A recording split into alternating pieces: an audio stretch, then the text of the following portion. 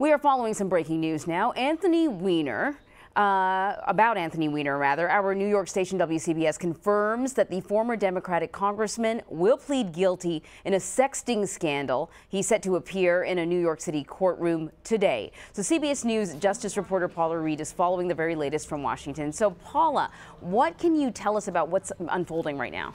We know that Anthony Weiner is scheduled to appear in federal court at 11 a.m., where he is expected to plead guilty to charges to resolve an investigation into claims that he was sexting with a minor in North Carolina. Now, he will not be sentenced today. That'll happen at a later date. But Anne Marie, he faces up to 10 years in prison. He may have to register as a sex offender, and it's unclear how much time the federal prosecutors are going to push for a sentence. So can you just sort of remind people the timeline of this investigation, because it sort of spiraled into a whole other thing during the election?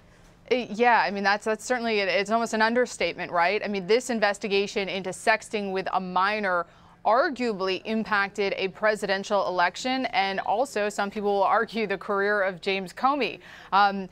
The feds were investigating claims that Anthony Weiner was sexting with a 15-year-old girl in North Carolina, and that he knew that she was 15 years old. Even though it was consensual, the fact that she was underage made it potentially a federal crime.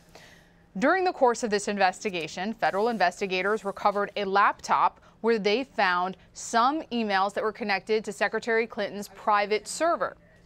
Now, by the time they found these, Director Comey had already announced that the investigation into whether classified information was mishandled had been concluded with no charges.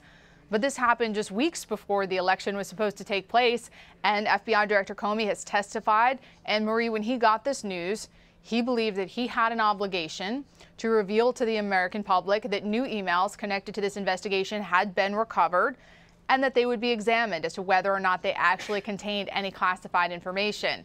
Now, many people believe that decision by the FBI director cost Secretary Clinton the election. Subsequently, flash forward about six months forward, James Comey goes on the Hill to testify about that particular incident. And the president has claimed that part of the reason he fired James Comey was that testimony and how unfair he was to Huma Abedin. Yes, it is the sexting scandal that just keeps giving. Changed the world. Definitely. Paula Reid, thank you so much.